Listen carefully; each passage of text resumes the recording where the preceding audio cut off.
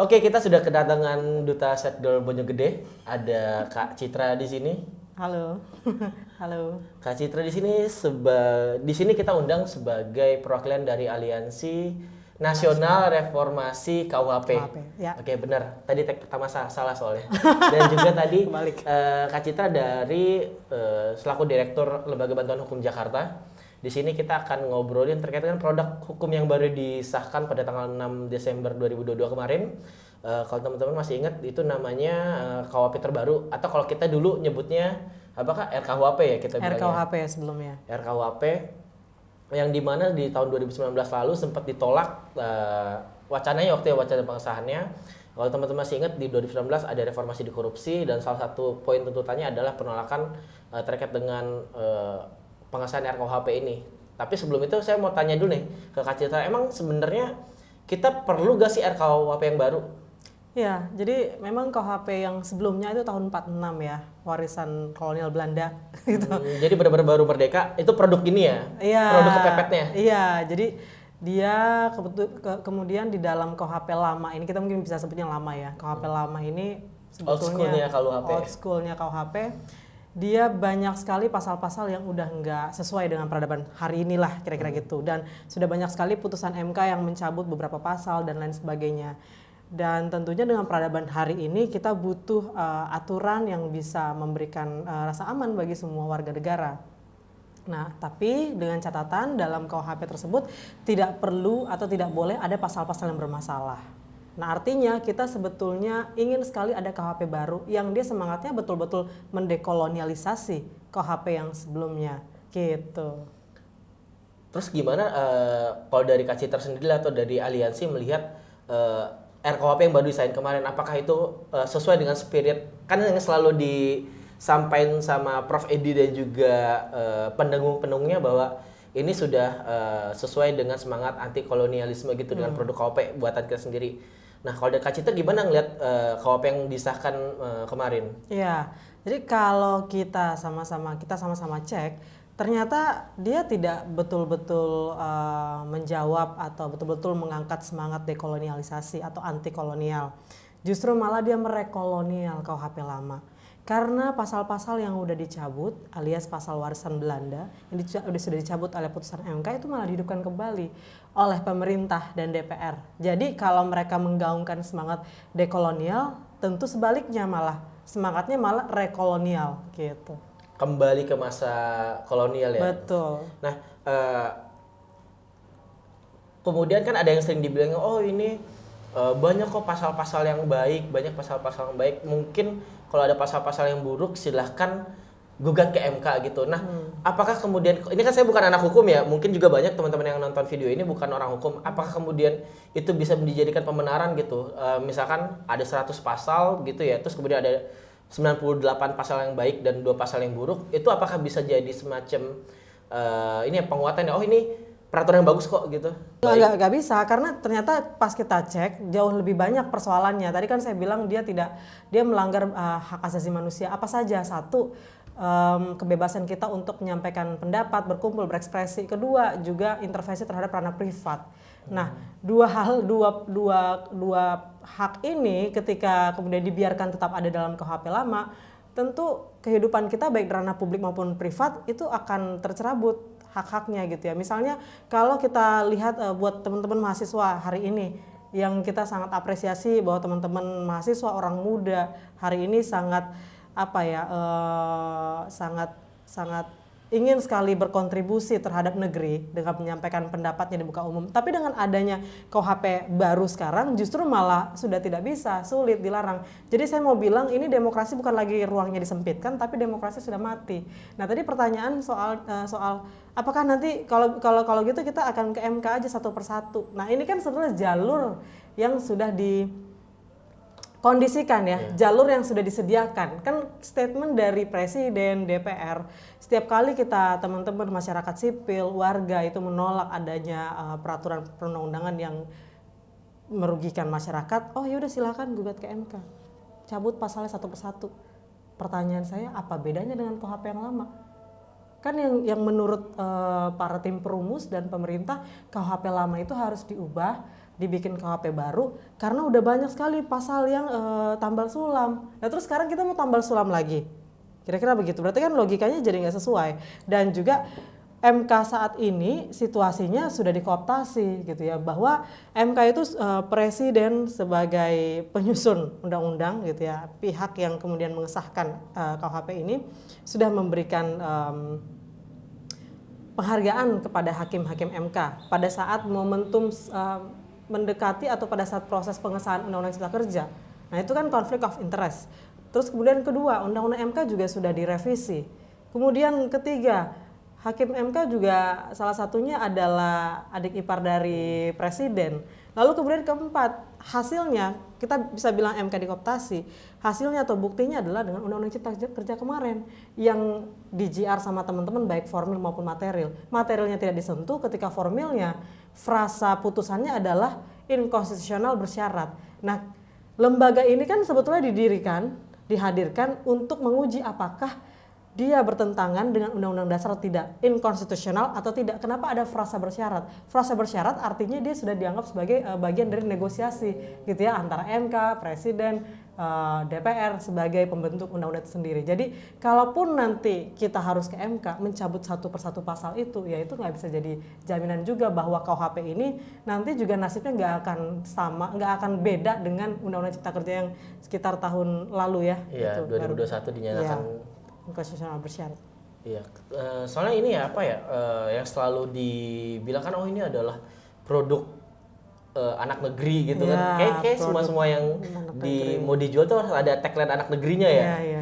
Dan tapi menurut Kak Cina gimana sih kemudian melihat RKUHP ini yang dibilang sebagai produk anak negeri, apakah kemudian ini akan memberikan keadilan terhadap anak negeri secara luas itu sendiri? Ya, jadi itu yang dilakukan oleh pemerintah DPR hanya sebuah jargon, ya Mas. Jadi maksudnya jargon ini KUHP Indonesia sekarang bahasa mereka, KUHP Indonesia, KUHP milik anak bangsa gitu yang kemarin. Nah itu hanya jargon, tapi ketika dicek ternyata isinya justru malah merugikan. Kita misalnya kita kemudian nggak bisa lagi menyampaikan pendapat secara bebas, dalam arti secara bebas tanpa tekanan, tanpa ancaman pemenjaraan dan lain sebagainya, karena dalam KUHP baru sekarang justru ada banyak pasal-pasal yang bermasalah yang anti demokrasi. Itu yang selama ini teman-teman sudah gaungkan, sudah sampaikan, seperti pasal penyerangan harkat dan martabat presiden dan wakil presiden. Ini pasal tentu yang tidak kompatibel dengan negara kita. Negara kita negara demokratis gitu ya. Bukan negara kerajaan. Ya? Iya, bukan negara monarki. Bahwa presiden dan wakil presiden punya tanggung jawab memenuhi hak asasi manusia. Ya kan, itu harus clear bahwa mereka yang bertanggung jawab. Jadi ketika kita sebagai warga hak kita tidak dipenuhi, teman-teman saya kuliahnya mahal nih, gitu. Mau kemana mengadunya? Ya kepada negara dong, pada presiden dong, kepada pemerintah dong. Gitu, kepada lembaga negara dong gitu. Nah ketika teman-teman akan menyampaikan pendapat, yang terjadi malah tidak hanya dihalangi tetapi juga dipenjara, pendapat teman-teman berujung penjara. Nah diskusi selama ini dengan tim perumus, dengan presiden, pemerintah, dengan DPR yang mereka sampaikan juga di media, mereka selalu menyampaikan sebetulnya kesannya hanya terkait dengan cara menyampaikan pendapat gitu ya. Jadi persoalan mereka terkait cara penyampaian pendapat. Kalau kita bersoal dengan cara menyampaikan pendapat, kita harus menyadari bahwa bangsa Indonesia ini gitu ya, dari Sabang sampai Merauke gitu ya, itu semua punya keragaman latar belakang, suku, budaya gitu, pendidikan dan lain sebagainya. Cara kita bicara kan masing-masing berbeda-beda, ya kan, kita sangat beraneka ragam. Misalnya saya mencontohkan gini, ketika di wilayah Sumatera kita menyatakan menggunakan kata kalian, itu hal yang biasa aja. Tapi kalau di Jakarta, di Pulau Jawa, itu kan terkesannya seperti banget itu. Iya, kalian itu, ini. Iya, tidak beretika dan lain sebagainya. Nah, itu contoh keanekaragaman. Jadi kalau presiden, pemerintah dan DPR mengatakan, oh kita harus menjaga dong marwahnya, hak martabatnya presiden, wakil presiden. Masa orang semua bebas lah segala macam ngomong macam-macam gitu ya. Artinya mereka bicara mereka bicara di ranah etika. Jadi kalau misalnya mereka bicara di ranah etika, apakah seharusnya ini harus menggunakan norma pidana, sanksi pidana, memenjarakan orang? Ya biarkanlah itu menjadi norma sosial, biarkan masyarakat yang menilai apakah misalnya Mas Fauzi kira-kira etis gak cara penyampaiannya? harus masuk pidana kan nggak mesti gitu. Belum lagi pasal penghinaan terhadap pemerintah dan lembaga negara. Lalu kemudian ada pasal pemidanaan terhadap aksi unjuk rasa, demonstrasi, pawai tanpa pemberitahuan aksi. Nah ini mengubah rezimnya, yang tadinya rezimnya adalah pemberitahuan. Jadi rezim perizinan ya? Jadi rezim perizinan, meskipun memang frasanya tetap pemberitahuan. Tetapi ketika dia dimasukkan dalam KUHP, gitu ya, sanksinya malah jadi sanksi pidana, yang sebenarnya dalam Undang-Undang Nomor 9 Tahun 98 sanksinya administratif hanya dibubarkan saja, itu kan mengubah rezim perizinan. Bagaimana ketika nanti teman-teman mahasiswa melakukan aksi insidentil gitu ya, ada warga misalnya di sekitar warga atau pedagang di sekitar kampusnya teman-teman, terdampak bergusuran ya digusur nih biasanya, ya tentu kan teman-teman dengan rasa solidaritas sebagai orang muda, ya kan, sebagai rakyat Indonesia, tentu saling tolong menolong, membantu memperbesar suara dari warga dan melakukan aksi saat itu juga secara insidentil. Nah teman-teman bukan hanya dibubarkan, ya dipenjara 6 bulan penjara. Kebanggaan kita milik anak negeri, padahal ternyata yang dijadikan adalah KUHP yang ingin memenjarakan anak negeri gitu. Iya, tapi tadi yang menarik yang pembahasan sebelumnya tuh, di mana Kak Citra bilang bagaimana kemudian undang-undang apa sih namanya, undang-undang terkait dengan pencemaran harkat dan martabat kepala negara. Saya ingat hal yang selalu diulang-ulang oleh Prof. Edi selaku tim penyusun dari KUHP yang baru ini, dia selalu mengulang-ulangi di berbagai macam kesempatan bahwa kita punya loh pasal pencemaran terhadap kepala negara asing. Masa kepala negara kita sendiri enggak? Itu masuk gak sih secara logika hukum menyamakan antara kepala negara asing dengan kepala negara sendiri gitu? Iya, ya tentu berbeda dong sebetulnya ya. Dan tadi juga saya baru menonton salah satu anggota legislatif punya perspektif. Kenapa giliran kepala negara sendiri gitu ya itu diprotes, kenapa giliran kepala negara lain tidak diprotes gitu? Maksudnya itu nggak apple to apple gitu. Maksudnya ini kan kalau urusan kepala negara asing, negara lain itu urusan diplomasi kan sebetulnya. Nah sementara yang jadi hal yang terkait dengan masyarakat langsung ya urusannya ketika kita menyampaikan kritik, ketika hak kita tidak dipenuhi misalnya, ya tentu kita mau menuntutnya kemana sih? Ya ke negara, masa ke negara lain mas, gitu kan? Juga nggak lucu, yang harus memenuhi hak kita kan kewajibannya adalah negara ini, siapa dia orang-orangnya gitu. Ada eksekutif, legislatif, ada yudikatif juga yang membantu proses peradilan gitu. Ya tapi itu lucu sih, maksudnya ada korupsi di sini kita protesnya misalkan ke kepala negara Swedia gitu, kan gak masuk akal gitu ini. Iya dong. Soalnya itu tadi itu selalu diulang-ulangi, terus kayak mau membuat orang-orang mikir, iya ya masa kepala negara lain dilindungi harkat martabat, kepala negara sendiri gak dilindungin, kan itu sebenarnya kayak logical fallacy yang kemudian terdengar meyakinkan ya. Iya. Nah, sebetulnya kan yang mereka tuh menggunakan kata seolah mereka memasukkan diskusi ini seolah jadi masalah etika. Itu penghaburan substansi atau esensinya. Kan esensinya kita mau berpatokan kepada hak atas menyampaikan pendapat di muka umum, berekspresi dan lain sebagainya. Yang mana seharusnya ini tidak boleh lagi diatur.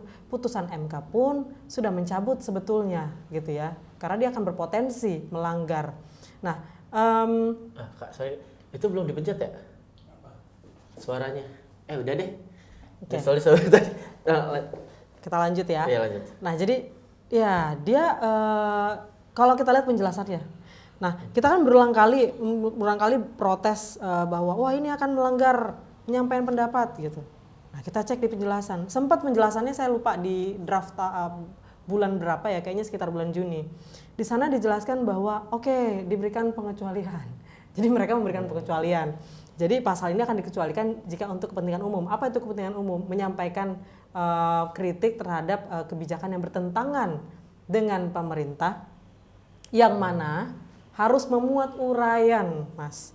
Memuat uraian dan bersifat konstruktif. Ya, jadi artinya masyarakat Indonesia siapapun gitu ya, bagaimana latar belakang pendidikannya, bagaimana latar belakang sosial ekonominya, harus bikin kertas kebijakan dulu. Kalau kita mau protes, kertas posisi dulu gitu kan. Nah, padahal selama ini masyarakat sudah melakukan itu, tapi apakah didengarkan? Tidak didengarkan gitu ya. Nah, karena kita protes begitu, akhirnya dirubah. Kalau di draft final yang terakhir saya lihat uraian itu dihilangkan, tetapi bersifat konstruktif itu masih ada. Pertanyaannya, Indikator dia dianggap konstruktif dan destruktif siapa? Ya tentu sangat subjektif. Mengingat delik aduan subjektivitas siapa? Subjektivitas presiden dan wakil presiden. Gitu. Ya karena ini menarik juga ya Kak Citra. Maksudnya tadi kan sempat dinotis sama Kak Citra sebelumnya bahwa di Indonesia ini punya banyak latar belakang suku. Tapi kalau saya lebih ke arah bagaimana akses pendidikan gitu. Tentunya pasti ekspresi protes antara orang yang memiliki akses terhadap perguruan tinggi dan juga teman-teman di daerah gitu yang mungkin akses pendidikannya di SD, SMP pasti beda pembahasannya. Kalau misalkan saya ngambil, misalkan kayak saya membayangkan gitu ada seorang petani gitu protes gitu jalanan dia ke sawahnya itu rusak, ada bolong-bolong gitu kan, pasti nggak mungkin kan pas dia keluar rumah lihat jalannya bolong ada yang salah dengan administrasi kita, nggak kan, tapi langsung dia pasti ngomong pemerintah ini menurut undang-undang pelayanan publik harus seperti itu kan. Iya, ya mungkin ada petani-petani yang mendapat akses pendidikan, cuma kan kita bicara secara kondisi umum ya. Tidak mungkin ya tiba-tiba bikin kertas politik, kertas ini dulu kebijakan gitu. Terus kayak buka-buka undang-undang dulu gitu. Pasti kan langsung mengeluarkannya, ya entah itu protes, sumpah serapah, terus kemudian ada orang yang videoin, makin bertambah lagi berat kemungkinan dipidana. Makanya saya membayangkan ini undang-undang yang diskriminatif terhadap penyampaian pendapat khalayak luas gitu. Iya, betul banget. Jadi akhirnya kita mau bilang si KUHP baru ini, pemerintah dan DPR ini hanya mau mendengarkan pendapat sesuai selera mereka. Artinya bias terhadap orang yang punya pendidikan formal, bersekolah. Ya mungkin ke sana arahnya gitu ya. Nah, sementara menurut saya juga ketika masyarakat itu marah karena haknya tidak dipenuhi, misalnya korban pelanggaran HAM berat masa lalu yang udah puluhan tahun sampai hari ini tidak dapat keadilan, atau masyarakat yang tanahnya dirampas misalnya, petani, masyarakat adat gitu ya, atau kemudian masyarakat miskin kota yang digusur rumahnya gitu. Ketika mereka punya ekspresi marah, menurut saya itu tetap valid gitu. Bagaimana tidak marah ketika ruang hidupnya dicerabut gitu. Misalnya rumahnya udah ada bulldozer depan rumahnya gitu, gak mungkin kan dia mikirin kertas posisi, dia mau mikirin undang-undang, tapi ya pasti keluar ekspresi protes gitu. Ekspresi protes, dan itu tetap valid bagaimanapun caranya gitu. Karena memang itulah tanggung jawab negara, harus memenuhi, menghormati hak asasi manusia. Ini enggak, orang dilarang protes. Nah, menurut saya KUHP baru ini dia udah paket lengkap dengan Undang-Undang Cipta Kerja, Mas. Gitu. Gimana tuh? Ini paket lengkap. Undang-Undang Cipta Kerja isinya adalah undang-undang yang mencerabut hak kita di wilayah ekonomi sosial budaya. Apa dia? Itu pekerjaan kita yang layak gak dipenuhi. Kedua, perumahan kita yang layak gak dipenuhi. Kesehatan kita, terus lingkungan hidup dan lain sebagainya. Nah, situasi sekarang sudah semakin darurat ya. Maksudnya PHK massal di mana-mana. Lingkungan hidup semakin rusak begitu ya. Nah, ketika persoalan kita, hak kita di bagian sini semuanya sudah rusak, orang protes dong, orang marah dong, gitu. Ketika orang protes marah, ada KUHP baru nih, gitu, nggak boleh protes, nanti kamu masuk penjara. Jadi ini paket lengkap sebetulnya untuk sama-sama mencerabut hak kita di ranah ekonomi, sosial budaya, si Undang-Undang Cipta Kerja. Sementara si KUHP baru ini di ranah sipil dan politik, gitu. Saling melengkapi ya? Ya, saling melengkapi. Kapal banget ya? Kapal banget, dan jangan lupa ada agenda untuk revisi Undang-Undang Cipta Kerja tahun depan. Oh iya, benar ya? Nah, akan sulit nih buat petani, mahasiswa gitu ya. Teman-teman buruh. Teman-teman buruh, masyarakat miskin kota untuk protes minta pencabut. Ya, orang kita mau aksi unjuk rasa langsung di penjara gitu. Ngomong kritik ke presiden masuk penjara gimana? Iya, belum nyampe ke titik tujuannya, pas masih rencananya udah dijegal ya? Udah dijegal, pakai kawat berduri yang gede banget. Ya jadi kayak, soalnya ini mungkin kesadaran terkait dengan KUHP ini mungkin banyak yang teman-teman udah lupa gitu ya. Kalau kita ingat lagi di 2019 itu yang turun ke jalan sampai jutaan orang ya. Kalau misalkan saya ngitung-ngitung ya di media sosial gitu, itu juga ada 5 teman-teman kita yang meninggal di saat itu, Yusuf Randi dan kawan-kawan yang meninggal pada saat itu. Dan kayaknya gak ada pas pengesahan kemarin tuh kayak gak ada rasa ini kayak pernah diprotes deh dulu, kayak ini dulu pernah makan korban deh. Kalau dari Kak Cita ngeliat kayak gitu gak sih, misalnya kayak pemerintah hari ini dalam mengesahkan undang-undang kayak gak punya beban gitu? Ya, pemerintah sama DPR tuh memang nggak mau denger, gimana ya, nggak punya beban gitu ya. Kalau memang mereka mau mendengar, mereka mempertimbangkan penolakan besar-besaran 2019, seharusnya mereka melakukan proses ini dengan transparan dan partisipatif. Tetapi yang dilakukan malah tidak transparan. Kita salah satu contohnya berkali-kali kita sulit untuk mengakses draft terkini yang dibahas yang mana sih. Tahun ini aja draftnya udah mondar-mandir banyak dan itu nggak bisa langsung kita akses kan, gitu ya. Mulai dari Mei. Lalu kemudian kedua tidak partisipatif. Yang dilakukan hanya sekedar sosialisasi. Artinya satu arah, tolong dibedakan Bapak Ibu DPR, Bapak Ibu pemerintah gitu. Sosialisasi itu sifatnya satu arah gitu. Nah, sementara partisipasi sifatnya dua arah. Saling mendengar dan mempertimbangkan dan menerima gitu ya. Bahwa menurut Mahkamah Konstitusi masyarakat atau rakyat itu punya the right to be heard, the right to be explained, the right to be considered, dan itu nggak dilakukan oleh pemerintah maupun DPR. Pertemuan-pertemuan sosialisasi sampai beratus diskusi yang diklaim sama tim perumus itu hanya dilakukan sebatas formalitas gitu. Ya dipresentasikan, saya juga hadir gitu ya. Di hotel-hotel. Di hotel-hotel gitu. Dipresentasikan, terus kita kasih pendapat yang nggak didengarkan, dan juga itu forumnya ratusan orang, Mas. Forum ratusan orang, bagaimana caranya bisa mendengarkan, dan yang diundang adalah kelompok elit sebetulnya, bukan masyarakat yang sebenarnya akan terdampak dalam KUHP baru ini. Padahal sebenarnya kalau misalkan mereka benar-benar pengen dalam tanda kutip ya memberikan pencerdasan gitu, harusnya ya ke misal balai-balai desa gitu, ke sawah-sawah gitu, di mana yang menyinggung langsung masyarakat luas gitu, gak cuma sekedar tadi kalau misalkan Kak Citra announce-nya perwakilan elit gitu. Karena ya itu tadi kan kita bisa lihat kelompok masyarakat rentan itu misalkan kayak yang tidak mendapat akses pendidikan di pedesaan gitu, yang justru mereka yang paling rentan gitu terhadap KUHP ini. Iya, betul banget. Oke. Nah, tapi sebelum ini ya Kak, kalau misalkan dalam skala 1 sampai 10, seberapa urgent sih di tahun 2022 ini ada KUHP baru? Melihat pasal-pasalnya yang bermasalah, anti demokrasi dan intervensi ranah privat, menurut saya jadi tidak urgent. Tidak urgent sama sekali gitu ya. Melihat itu ya. Tapi kalau memang ternyata isinya justru mengakomodir hak atas rasa aman masyarakat, oke, disahkan. Tapi ternyata isinya lebih banyak mencederai hak asasi manusia, akhirnya buat apa?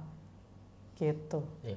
Karena saya sempat baca kan dari teman-teman masyarakat sipil sempat membuat satu laman mini set yang isinya itu perkembangan revisi KUHP ya. Dan itu saya kayak dari tahun 2010-an ya sudah dimulai wacana dari teman-teman masyarakat sipil. Berarti 2015 ketika ini disahkan, berarti ini bukan yang kemudian masyarakat sipil inginkan, KUHP yang terbaru gitu.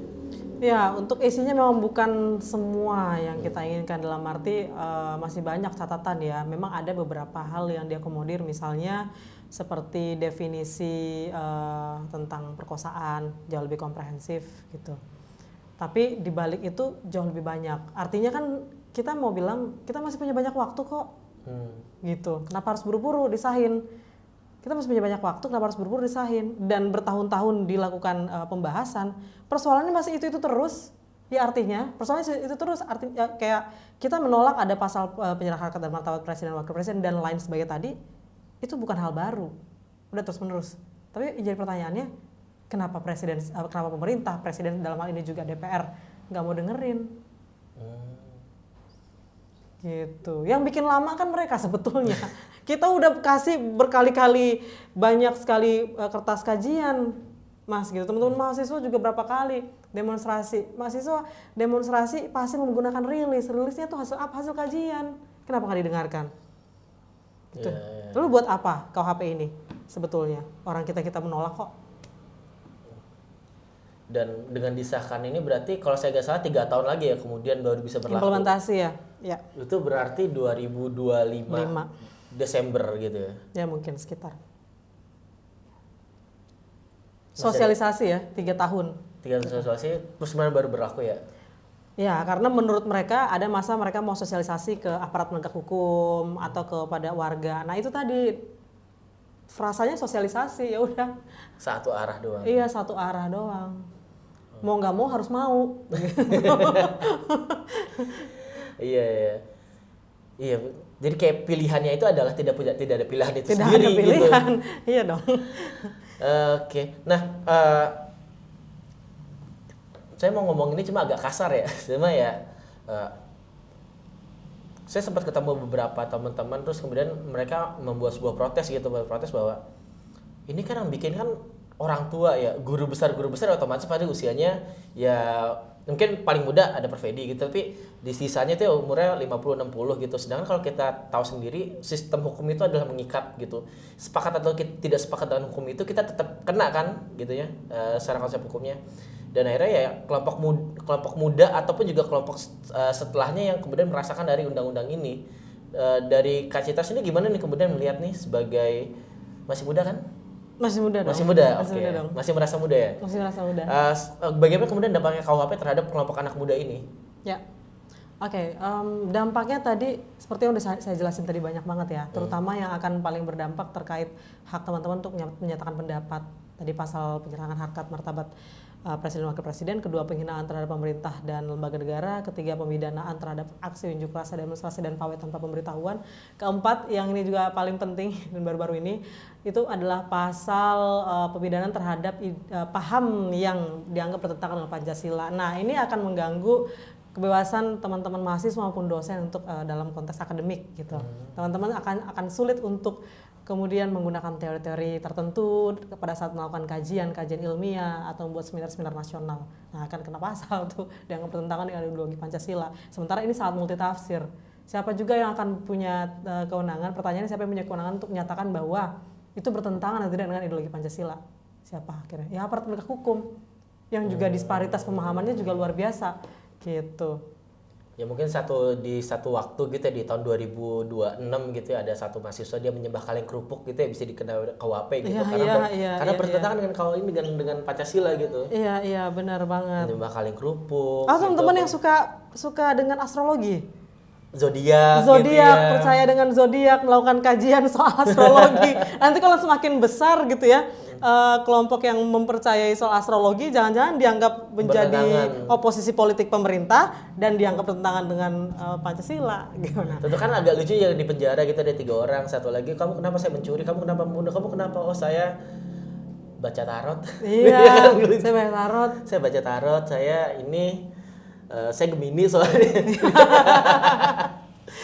Makanya ya mungkin sekarang kita bisa ketawa, cuma mungkin beberapa tahun kemudian itu jadi satu kenyataan yang mungkin aneh gitu ketika kita mikirin sekarang. Dan itu agak aneh sih. Next ada lagi yang kemudian jadi catatan Mbak Citra? Ya, ada pasal yang tadi yang masuk intervensi dalam ruang privat ya. Misalnya pasal perzinahan, kohabitasi, terus juga pasal ini perluasan makna cabul.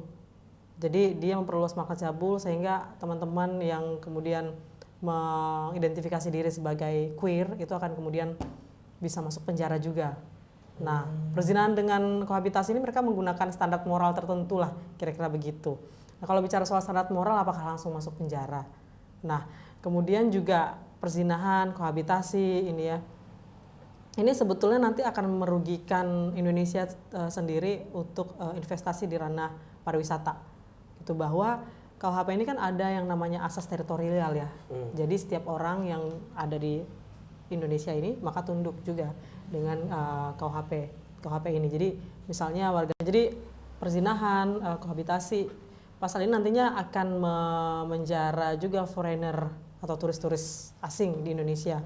Gitu ya, mungkin juga kebanyakan orang-orang muda ya kan, memenjara mereka, dan ini akan merugikan investasi Indonesia di ranah pariwisata. Jadi kalau misalnya gaungnya pemerintah mulai dari Undang-Undang Cipta Kerja buat meningkatkan investasi justru malah bertolak belakang gitu kira-kira contohnya ya. Jadi ada dua kategori persoalan dalam KUHP ini menurut saya yang akan berimplikasi ke teman-teman muda tadi yang bersinggungan dengan ranah privat, sama satu lagi bersinggungan dengan hak kita menyampaikan pendapat, berkumpul dan berekspresi.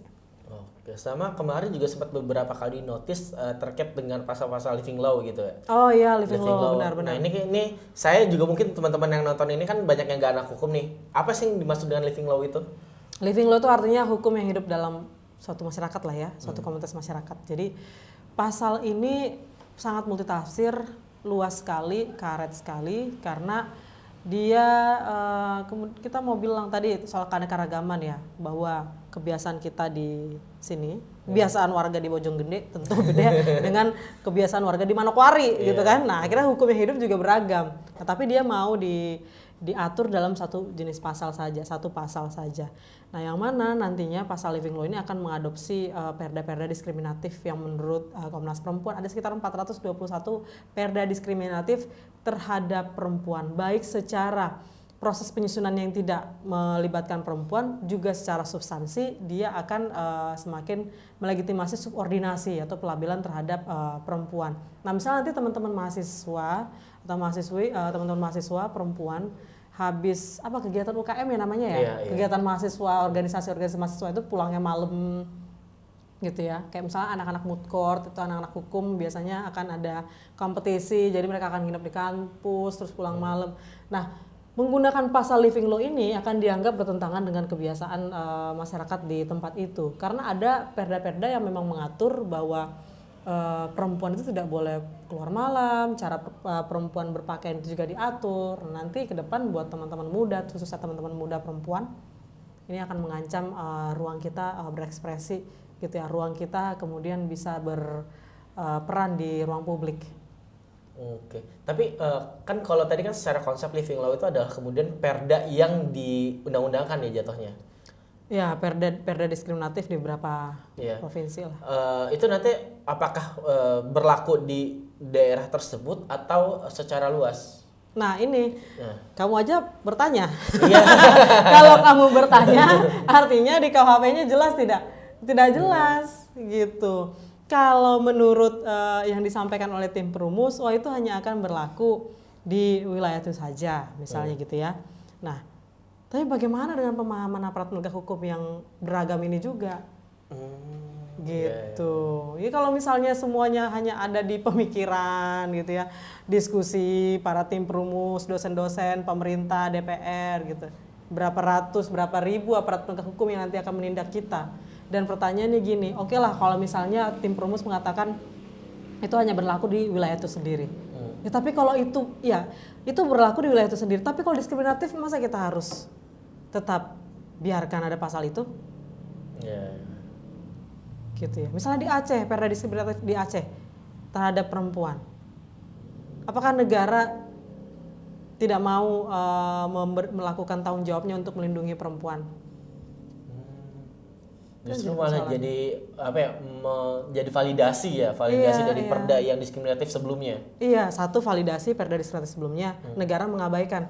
Akhirnya perempuan semakin berkali lipat dilegitimasi sebagai warga negara kelas berikutnya ya, kelas 2. Lalu kemudian kedua soal masalah implementasi bermasalah karena pemahaman aparat penegak hukum itu beragam.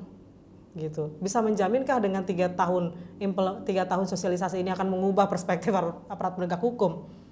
Gitu. Sekarang undang-undang TPKS saja yang sudah sah, substansinya bagus sekali. Sampai hari ini di lapangannya aparat penegak hukum tidak memahami itu undang-undang TPKS. Iya benar. Kasus-kasus kekerasan seksual banyak yang ditolak tuh, banyak juga yang mengalami undue delay. Gitu. Iya. Jadi kayak ketika undang-undang ini disahkan nggak kayak sihir gitu ya, semuanya berubah gitu. Iya. Tapi ada kemudian proses-proses yang menyertai selanjutnya dan gak ada yang bisa menjamin apakah proses perubahan ini bisa kemudian terjadi secara komprehensif, mengingat jangankan aparat penegak hukum, para dokter-dokter dan juga sarjana hukum pun ketika RKUHP ini disahkan mereka harus belajar lagi kan. Betul. Dan penolakan terhadap RKUHP atau KUHP baru ini tidak hanya ada di level masyarakat gitu ya, tapi juga akademisi juga banyak yang menolak gitu. Jadi pertanyaannya bagi tim perumus gitu ya, sebetulnya tim perumus mewakili siapa ketika menyusun KUHP ini? Iya. Karena misalkan ini undang-undang baru, guru besar dan mahasiswa baru fakultas hukum juga pemahamannya sama, bisa jadi sama gitu, karena ini produk yang baru gitu ya. Iya. Iya sih, oke. Dan mungkin kira-kira buat teman-teman muda apa yang bisa dilakukan, walaupun ya saya nggak mau bilang kita kalah ya, cuma mungkin kecolongan mungkin iya, tapi kita belum mau kalah nih. Kalau ini kan ada yang bilang petinju itu kalah bukan ketika dia bonyok, petinju itu kalah ketika dia berhenti memukul. Nah ini kira-kira apa nih upaya pukulan-pukulan terakhir yang bisa kita lakukan sebagai anak muda untuk kemudian menjawab ataupun juga ngerespon ada KOP baru ini? Iya, menurut saya kita tidak kalah, justru malah pemerintah dan DPR yang memang ngeyel sesungguhnya gitu ya, bahwa suara-suara protes atau perlawanan itu terus-menerus disuarakan, digaungkan oleh orang-orang muda terutama mahasiswa. Nah, dengan situasi yang saat ini terjadi, teman-teman, KUHP-nya sudah disahkan, diketok palu dengan hanya sebagian anggota DPR. Sebagian anggota 17 DPR. ya katanya. Iya, sekitar yang hadir. Sudah disahkan. Kita masih punya banyak peluang. Jadi sebelumnya ada Undang-Undang Nomor 25 Tahun 97. Jadi dulu dia disahkan, tapi karena protes aksi massa itu sangat besar sekali, akhirnya dia tidak diimplementasikan. Itu tentang apa? Maaf. Itu isunya ketenaga kerjaan. Ketenaga kerjaan. Sebelum adanya UUK ya. Nah, jadi teman-teman, apa yang bisa kita lakukan hari ini? Mari kita saling mengedukasi diri, orang terdekat kita, dan lakukan pertemuan-pertemuan atau konsolidasi dengan teman-teman lintas komunitas, lintas kampus, dan sampaikanlah narasi penolakan kita bersama melalui aksi unjuk rasa atau penolakan baik di dalam jalanan, baik di jalanan maupun di dalam ranah digital.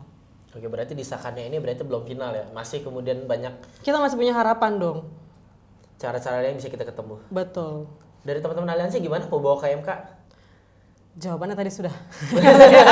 Jadi untuk saat ini kita percaya bahwa perlawanan yang akan kita lakukan bersama-sama akan membuahkan hasil. Gitu.